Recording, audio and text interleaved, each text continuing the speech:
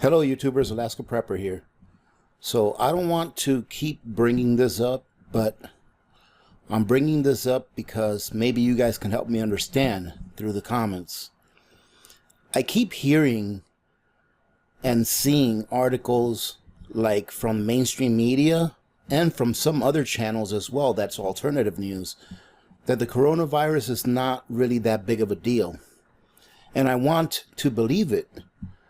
But the problem is, what I'm seeing and reading and hearing leads me to believe that maybe it is a big deal. And I wanted to show you why I think that. I hope I'm wrong. I hope I'm 100% wrong, and that this thing burns out quickly, and that there are not very many fatalities due to it.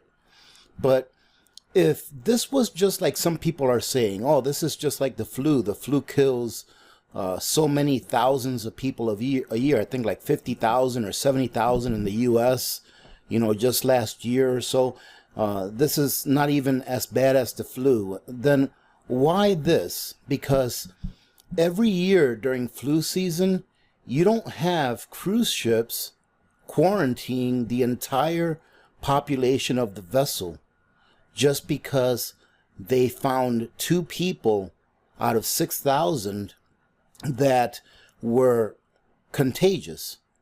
So during flu season every year, cruise ships still do their business and cruise all around the world with tourists in them. And they don't quarantine the cruise ships when they find out that some tourists have the regular flu. In this case here, just a few days ago, it says here, coronavirus fears see 6,000 cruise ship passengers trapped on vessel as tests on Chinese couple are carried out. If it's not that big of a deal, if it's just like the regular flu that and the flu kills, hundreds of thousands of people a year worldwide, if it's not that big of a deal, then why would a cruise ship be quarantining all of its passengers just because they think that 2 passengers may be carrying this virus? Now I'll read to this real quick. And this is the cruise ship.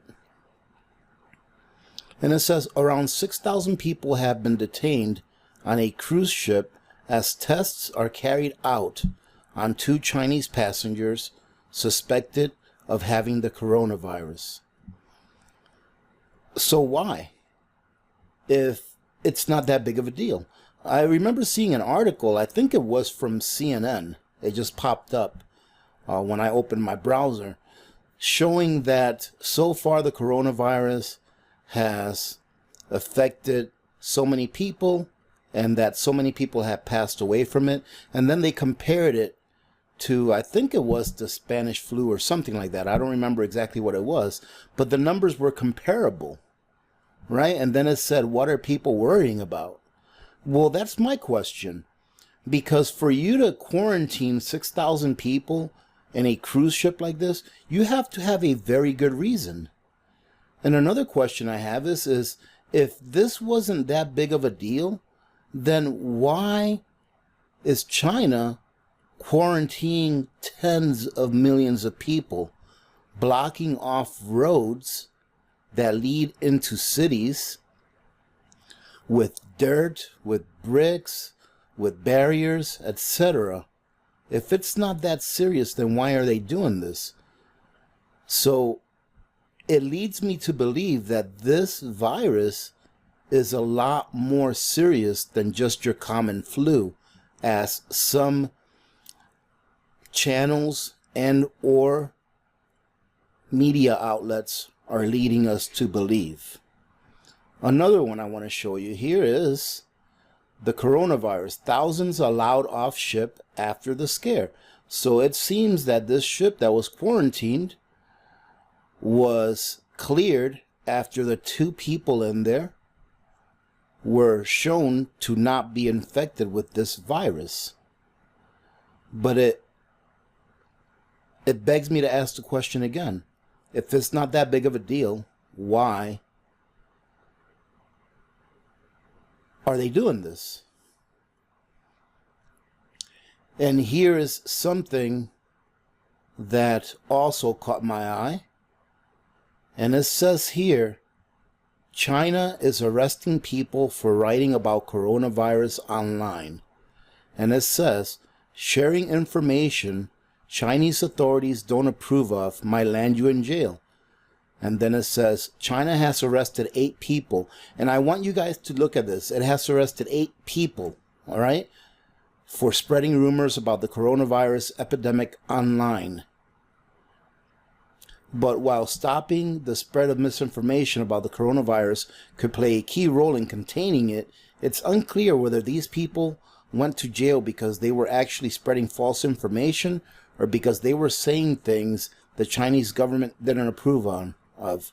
And then it says here, on January 3rd, ladies and gentlemen, on January 3rd, authorities arrested 8 Wuhan residents. And look again, Wuhan residents. Okay, so let's go ahead and get off this article, and I want to show you another one which pretty much states the same thing. China arrested 8 for spreading hoaxes about what is now known as the coronavirus. What happened to them? And then it says here, coronavirus, which has killed at least 17 people. Now this here is a while back, obviously. Let's see, what's the date of this? This is not showing the date, but obviously it's a while back. Maybe 23 January. That's just a little over a week ago, and they were only at 17 people. Today, I believe we're over 250. It says, coronavirus, which has killed at least 17 people and landed in the United States this week, is the newest source of misinformation sparking health fears worldwide. The most surprising aspect, in China, it can also get people arrested. All right, so people were being arrested in China on the 3rd of January for spreading rumors about what is now known as the coronavirus. But it wasn't just people, ladies and gentlemen. Look at this. This is a way of the media now trying to make China look good. Praise for Chinese doctors who coronavirus blew whistle. All right, so I think they were trying to say praise for Chinese doctors who blew the whistle on the coronavirus. And look at this right here. China's highest court has praised 8 whistleblowers.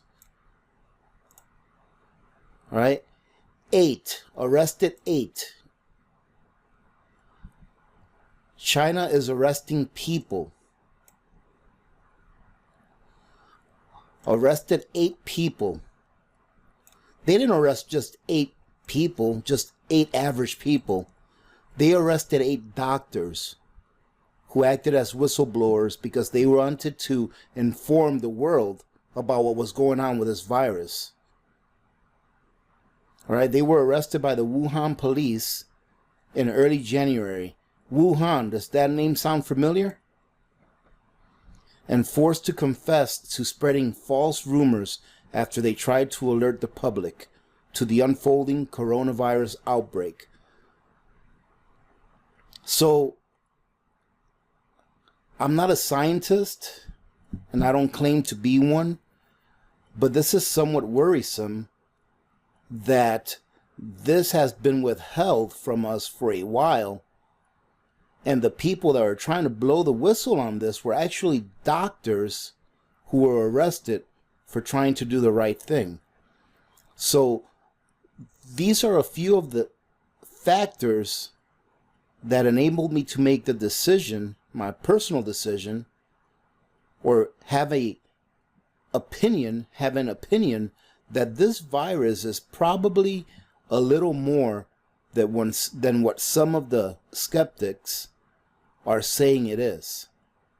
Like I said, some people are saying that this virus is not that big of a deal, that it's nothing like that it's just like the flu. Well, I wanted to show you something else, and I wanted to go ahead and explain it to you in layman terms, meaning I want to explain it to you in a way that I understand it, because I myself am a layman.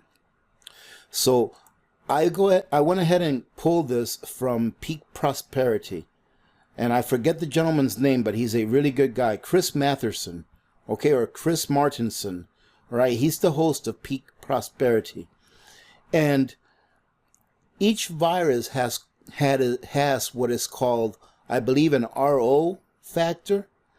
And what an RO factor is, it explains at what rate one person can infect someone else with the virus. So for example, I believe he was using 1.28 for the flu. Okay, so the regular flu that people get every year have a RO factor of 1.28, which means that each person on an average will spread the flu. Each person that's infected with the flu will spread it to 1.28 people.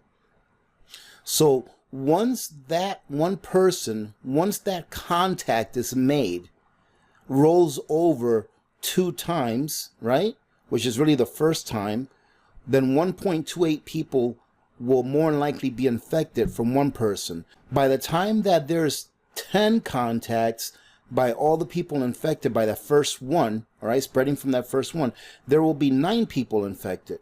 By the time that it goes out to 20, it will be 109 people infected. Now, this is the flu.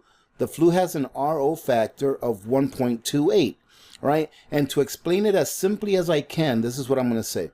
So let's go ahead for one that has an RO factor of 2 because it's easier to explain. What it's saying is that, let's say, for example, I was infected with a virus and I came in contact with 20 people, let's say, but only 2 of those people got infected. All right, the RO factor is 2. So when I get infected with a virus, out of everyone that I communicate with or touch or whatever, 2 people will be infected. Now, those 2 people is going to be the same thing. Each of those people are going to infect 2, which turns it into 4. And then each of those 4 people are going to infect 2, which turns it into 8. And then eventually it will turn exponential. So here, as an example, an RO factor of 2, after there's been 10 turnovers, you're going to have 512 people infected. And after 20 turnovers, you're going to have 524,000 people infected. Well, it is being discussed that the coronavirus has an RO value of 4, of anywhere between 3.4, I believe, to 4.8. So they came up with an RO value of 4. Now, ladies and gentlemen, an RO value of 4 means that a person that is infected will pass it on to 4 people on average. And then it just continues to exponentially increase after that. So after only 10 cycles, you have 262,000 people that are infected. And then after 20 is completely off the charts. After 20, these 262,000 people that infected someone, this is what it is after 20, 274,000, with a total, when you add everything up, I'm sorry, it's not 274,000, it's 274 billion. With a total, after you add everything up, after 20 cycles, you have 366 billion. So this, if it is true that the coronavirus has an RO factor of above 3, it's going to be worldwide, because there's no way to contain this unless you get it at the source right away. Unless you get it at probably the first 2 or 3, maybe 4 cycles, you're not going to be able to contain it. And just knowing that 5 million people were able to flee the restricted or the quarantine areas in China prior to them being quarantined, and no one knows where those 5 million people all went. There's no way you can track that many people. I was checking the map that shows the number of flights out of China on a daily basis, and I was pretty alarmed to see that a whole bunch of flights go from China, directly from China, to Anchorage here in Alaska on a daily basis and monthly basis. And a whole bunch of flights also go to the United States, to the lower 48s. They're all over the world. So if this doesn't get contained in a hurry, it's going to be astronomical, the numbers of people that are infected. And also, when I was watching this video, and I'll leave a link to this video up if you guys want to watch it. I'll leave it here on the right hand corner. I'll leave a card for it. All right. And also, the number of people that have submitted or that have succumbed to this virus, it's looking like it's around 2.1%.